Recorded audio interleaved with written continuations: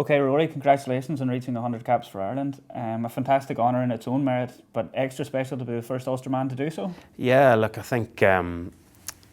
was a strange one because leading up to it, you don't really want to talk about it, and even going into that 99th game against the All Blacks, you just didn't want to be mentioned in case, I've seen with a lot of players, you're one injury away from maybe not playing for 4, 6, 9 months, or maybe not even playing again. So I think to get through that and then to actually try to enjoy as much as the tail end of the week as I could. And look, I think the great thing about rugby and rugby in Ireland and from Ulster is just that the amount of support I got, social media, text messages, emails, just guys and people it was just brilliant, and every day come back to the phone and those text messages coming through from people that I maybe hadn't seen or heard of in years, just wishing me all the best and hoping it went well. And like I said, just to go out there first and to try to savour those couple of moments that I had out in the pitch with my 2 eldest kids before everyone else came out.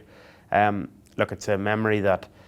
it seems like it went in a flash, but whenever I finish up and I get a lot of time to sit back and think about what I've achieved, that'll be up there with one of the biggest achievements I've ever had. And we saw from the TV pictures that you were able to share the occasion with your family both before and after the game. That must have been very special. Yeah, look, it was special, and look, I played in matches when Paulie got his 100th, for example, and we lost, and look, it's a fabulous occasion for him, but I think just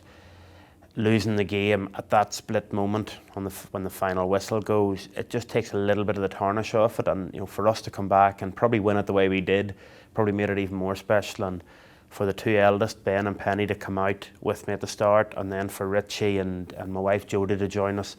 after the game on the pitch, is like, for me, family is one of the most important things, and obviously rugby and family for me go hand in hand. They make a lot of sacrifices to allow me to do what I do and to put the time in that I need to be at the top level. And it was nice that they could be out and enjoy some of the atmosphere that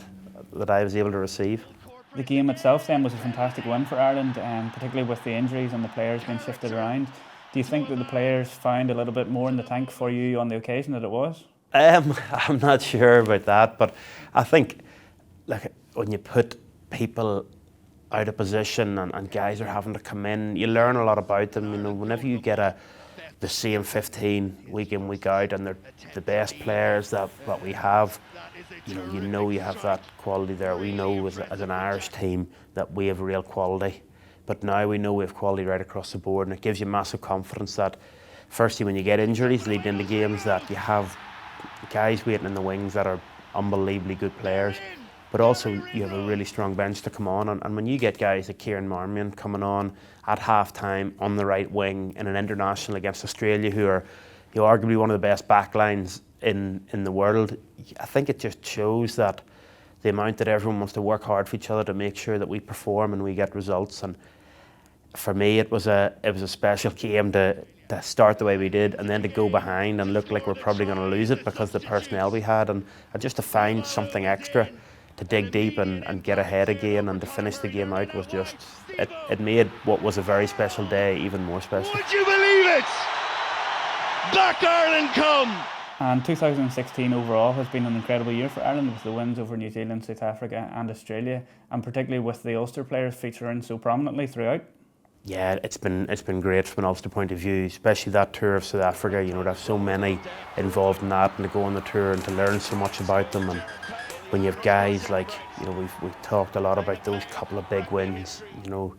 Somebody like Johnny Sexton has been missing for 2 of them, the South Africa one and the Australia one, and the way Jacko stepped in, I always say it around here, we're lucky enough to see it day in, day out, how much he's grown into a fantastic player, but then to see him step up in the big stage, and then to back up the 3 tests against South Africa, then to do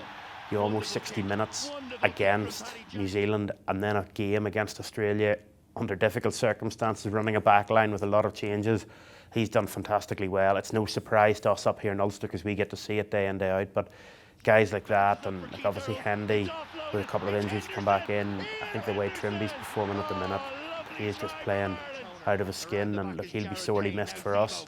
if that injury maybe takes another week. But look, he's been fantastic, and it's great to see him on top of the game, because whenever he's on top of the game and full of confidence, he's the sort of player that gives people around him confidence, because he's so abrasive and he brings an extra level of physicality that people want to follow.